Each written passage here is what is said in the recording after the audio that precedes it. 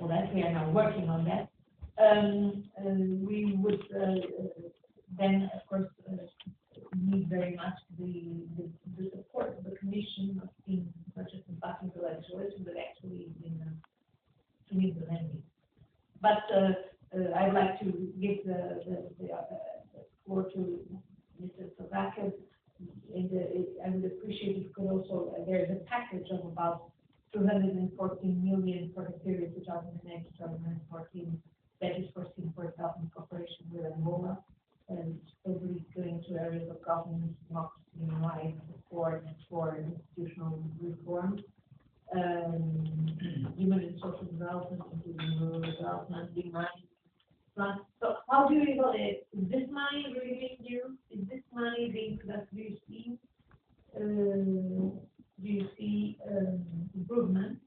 And of course, you're free to, if you at some point, when we enter the debate, we can actually open a period at the Chatham House rules for more practice. But we have to start.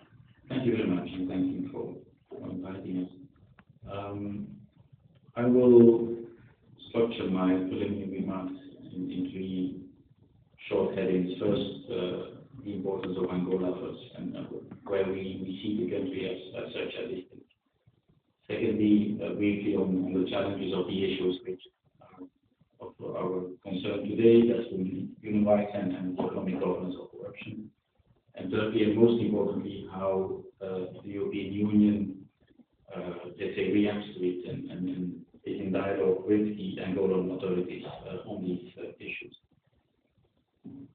First, how we see Angola. You said it, Angola is an important country to the European Union, not only because for Portugal, but also as such for the European Union. And I think it will be increasingly important in the years to come. But it is also a country that is in rather rapid mutation and in evolution. I was in Luanda in February, I think, at the moment of the visit of Secretary General Ban Ki-moon, and he said, I'm the 5th UN Secretary General to visit Angola, and the first to visit Angola since Plan. And I think that's important. And 10 years is on the one hand long, but in the history it's also quite short. So we are still, I think we still have to consider the country also from that perspective. But also in a sense that I think we are entering in an important period now with the upcoming elections, with the fact that after 10 years, I think, and you said it, the population also wants to see real dividend of stability and of economic growth.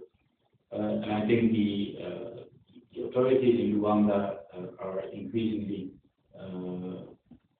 aware of this and open for this.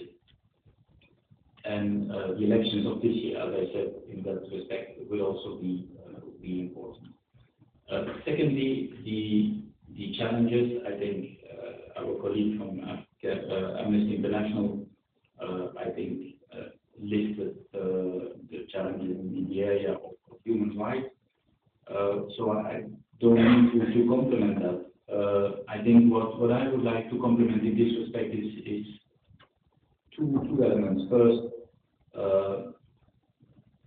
that Angola adopted in 2010 a new constitution that contains a lot of positive elements in the sense of fundamental rights and liberties, criminalization of torture, abolition of capital punishment, the creation of a state secretariat for human rights. All these elements, I think, need to be underlined, but also not only as a sense of awareness of the authorities, but also willingness and openness to improve institutional capacity to tackle the challenges which are there, of course. And secondly, I think the UN Universal Periodic Review in 2010 made quite some important recommendations also to improve the state of human rights in Angola and the capacity of the Angolan government to tackle these. And almost all of them were accepted by the Angolan authorities, and they focus on a very broad range of areas: the rights, forced evictions that were mentioned, the right to education, right to health, right to participate in public and political life, freedom of expression, and so on. Situation of migrant workers, which is indeed also an important element. So these elements are, I think, important to complement what has already been said. In the area of economic governance and corruption and inequality, this is of course an issue of concern when you see the 2011 Corruption Perception Index. Angola ranks 158 out of 183 countries. So that's definitely not good. And it is an issue that is really part of the way the country functions in a certain way. And although the government has taken some steps to improve transparency, publishes now timely accounts of oil revenues, the financial management system to track all government revenues and expenditures, financial and provincial development improved. There was an audit of Sonangol. There have been also at the level of the president a strong statement against government corruption. And last but not least, also the law on administrative probity, which was approved in Parliament in March 2010. But the index that I refer to states that there's still a long way to go and much work to do. And turning to social inequality, there's the Gini coefficient ranks Angola also at the top of most unequal societies. So there again, much still has to be done to improve the equality of the society. As far as the European Union is concerned, we had a dialogue, that's one thing, but we also give concrete support, both on the issue of human rights, but also elections. And then I would like to update you on the future, and that's in a certain way the joint way forward. We are in the process of finalizing with our Angolan partners. First of all, dialogue. We have quite a strong dialogue with the Angolan authorities on all political issues, but there's also a thematic work group on human rights, which is operating in Luanda, and that meets regularly. And we made, when there's high-level contacts like the visit of President Barroso in April this year, there are frequent meetings also with civil society. Our head of delegations do this, Barroso did it when I was there in Peru. We also had a meeting with civil society. So our political dialogue goes beyond just talking to the Angolan authorities. But we also give concrete support in our relations with Angola and our, let's say, assistance.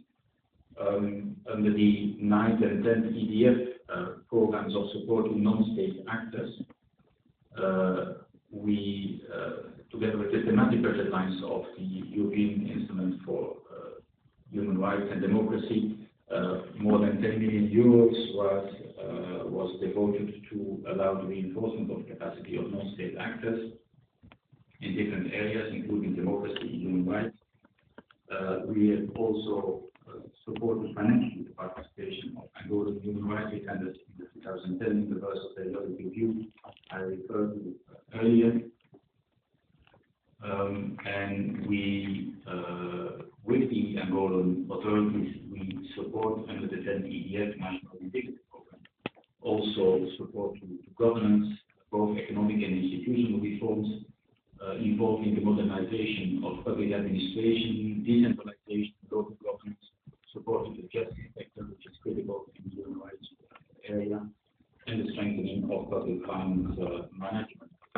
So a lot is ongoing there. And maybe last word on current support now before going to the joint way forward is on the elections. you mentioned, chaired elections in 2008, and we all underscore the importance of the elections in the upcoming ones. And in dialogue with the Angolan authorities, we will send some experts from the EU Electoral Observation Division here in Brussels to screen in a certain way the preparations for the elections and to exchange and support efforts to improve the system so that we can have good elections after summer.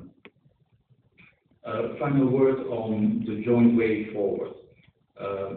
The Angola-European Union joint way forward is under discussion for quite some time, but we are very pleased with the progress that has been made over recent months, because we really think that this is very significant for our overall relations with Angola in the sense of partnership, transparency, and deeper dialogue, but also cooperation. It's clear that with the level of development of Angola, we as European Union need also to identify better the niche where we can offer an added value to Angola, and that is exactly what the kind of discussions we have had in the last month, and where the visit of President Barroso gave, in fact, the final push to be able to finalize these discussions now in the coming weeks, and to sign this document of joint way forward.